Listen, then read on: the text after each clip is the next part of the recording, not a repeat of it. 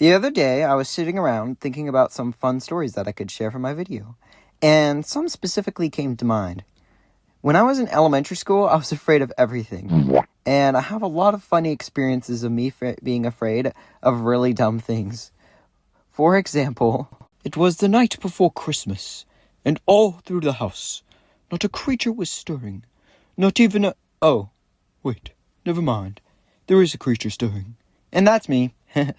I had snuck out of bed to see what Santa had brought me, and right there, on the floor, next to the tree, was a pig.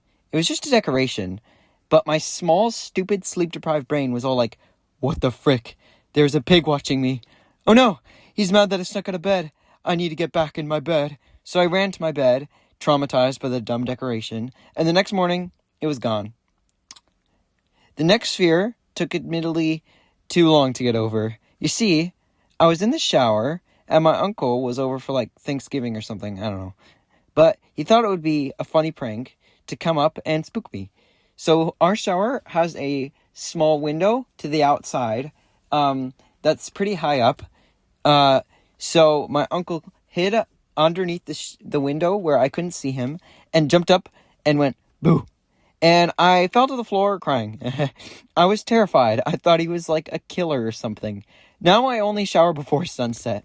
In school, all of the other kids thought I was pretty weird.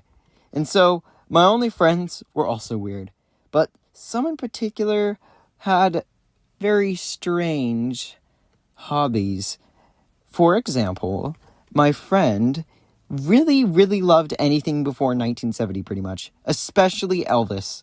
I don't know why he loved Elvis so much, and whenever I came to his house to play, he would always be like, look at all my Elvis stuff, isn't it so cool? And I really didn't care.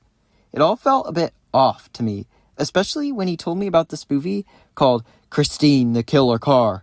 It was about a killer car. Duh. It was terrifying to me, and after he showed me, I did not want to go back to his house. But we're still good friends.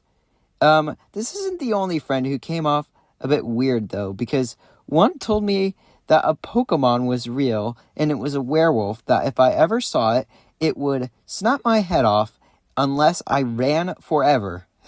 So the next week, I had to take melatonin gummies to go to sleep.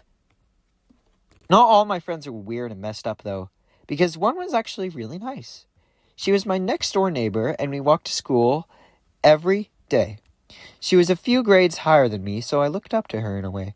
After school, she had a group of friends that she would meet up with. I had to wait for her because I wasn't old enough to walk home by myself, so I usually hung out with her friends too. After school, they really liked to do this thing where they would put on a skit for all the other kids to watch. And one time, I was even in this skit.